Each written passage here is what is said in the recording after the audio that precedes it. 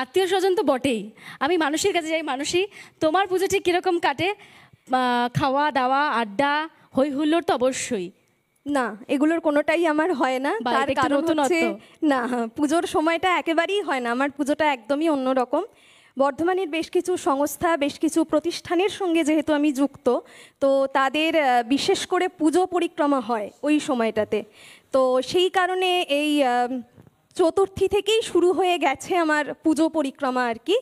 চতুর্থী থেকে অষ্টমী পর্যন্ত আমার পুজো পরিক্রমাই থাকে। সেই জন্য পরিবারকে, মাকে বা বাবাকে সময় দেওয়ার যে ব্যাপারটা, মণ্ডপে গিয়ে পুজো দেখা, সেটা একেবারেই হয় না আজ বহু বছর ধরে। সেটা একটা আক্ষেপ থেকেই যায়। আক্ষেপ রয়েছে ঠিকই কথা, বাট পুজোর মজা তো নিশ্চয়ই মন থেকে মলিন হয়ে যায় না। না, সেটা তো একেবারেই 5টা নয়। দিনেরই তো অপেক্ষা। আর মেয়েরা পুজোর সময় সাজবে না, গুজবে না, তা তো হয় না। আমরা গানে গানে শুনছিলাম মাকে সুন্দর করে সাজানোর কথা।